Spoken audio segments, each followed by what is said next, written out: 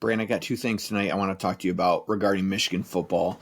The first is about the only exciting thing worth talking about, and that would be Michigan's new direction with NIL.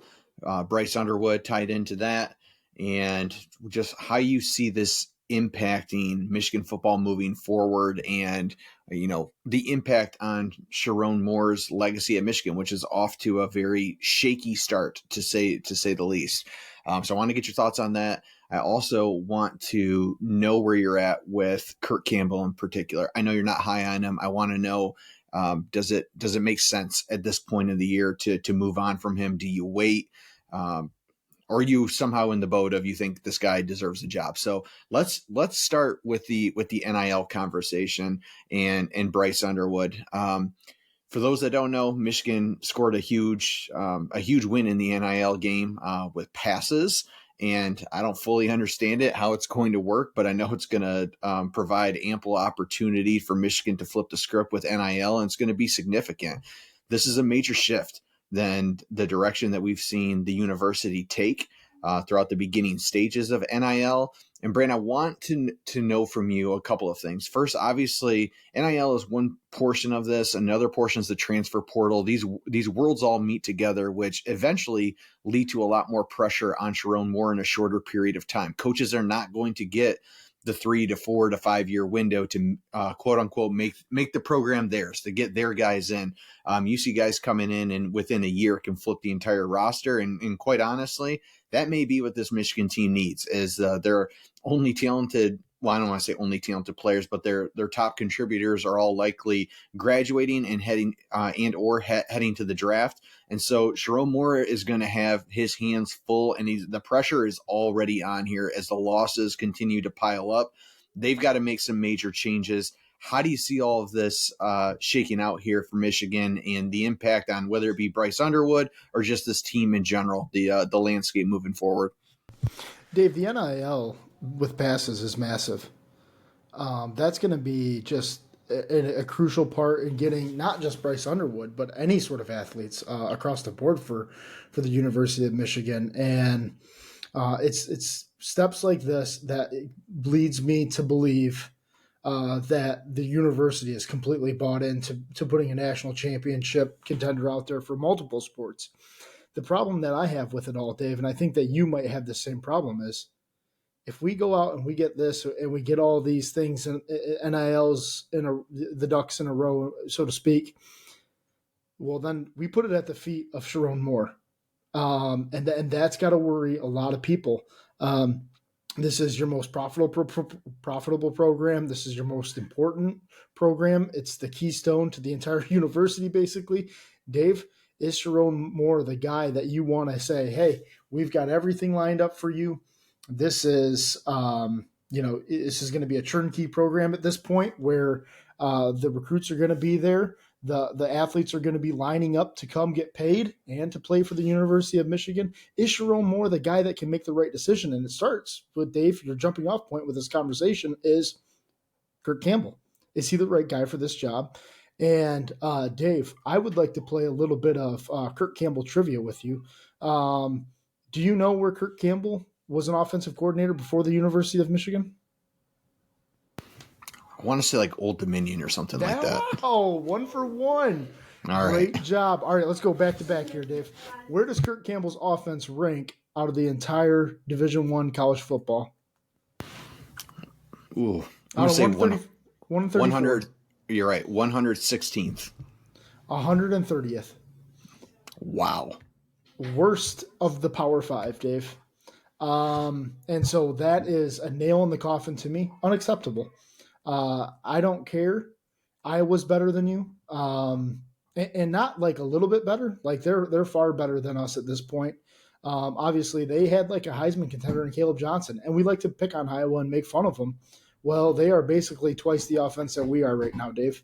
And to me right now, Kirk Campbell has got to go, Dave. I'm doing it. I'm calling for his job. And I don't like to do that. You and I don't like to come on here and do that type of stuff. We're not that kind of program. So, but to that point, if you see somebody not living up to their billing and to their job, then it's Sherrone Moore's job to make the change And like I said, with passes in the NIL stuff, this is going to be a crucial offseason.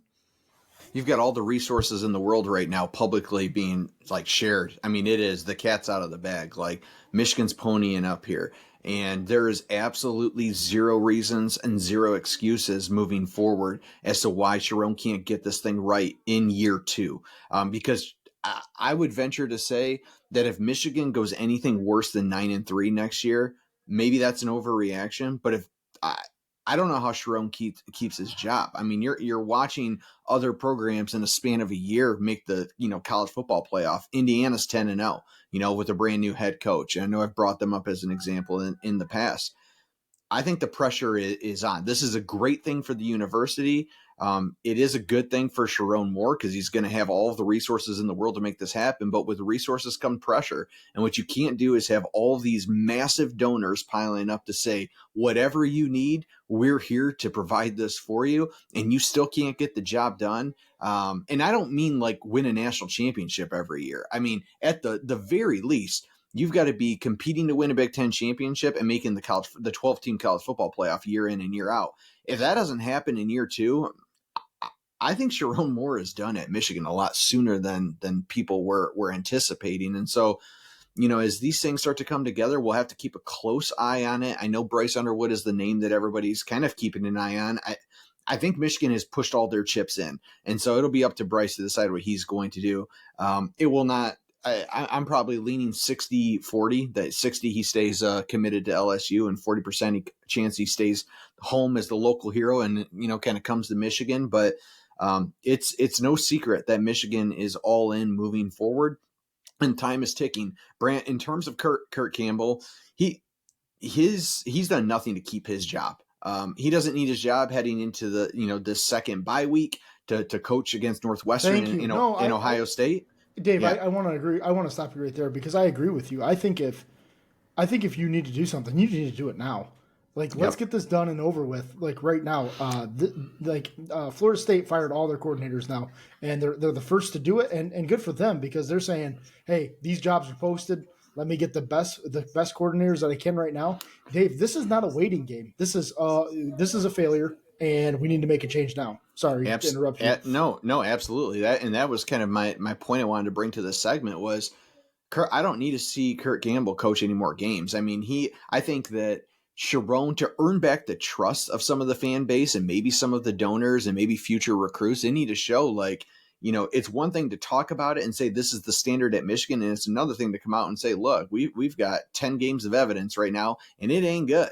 And so you got to make a move. And I think people like me, maybe people like you will be relieved to see like Sherrone's got it in him. This is not a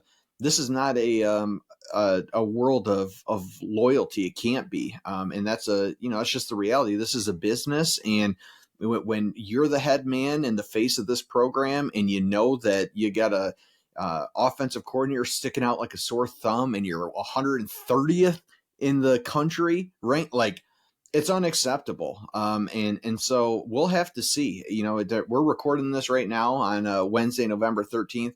Does Kirk Campbell still have a job? When they march out against Northwestern, I'd like to think not. If they do, here's the other thing, Brant. If he is still there coaching for Northwestern, pressure is even higher for me on Sherrone, because I'm looking at this as like, what changes are we making? I don't want to hear about, what's going in the locker room or who's practicing good or nope. Like I'm past that point. Like, great, beat Northwestern and I don't know, just give your best effort against Ohio State. Who knows? I'm over the season. So let's make a change. You want to trot Jaden Davis out there? Great. I mean, I'm kind of off that train, whatever. Finish the year however you want to finish it at this point, but I need to see some significant changes here. I will say, and Brandon, I guess the last, in the last 30 seconds here or so of the segment, Wink Martindale, I've been in the camp for a while of like, I'm just good on him. I just don't see it working. Same thing happened to him in the NFL. I think time is passing him by. However, he's done good making adjustments these last couple of games. And so I've got to give props there, and I can't totally be all in on I'd fire Wink Martindale right now like I am in the same boat with Kirk Campbell. Don't know how you feel about Wink. No, I feel the same way about Wink.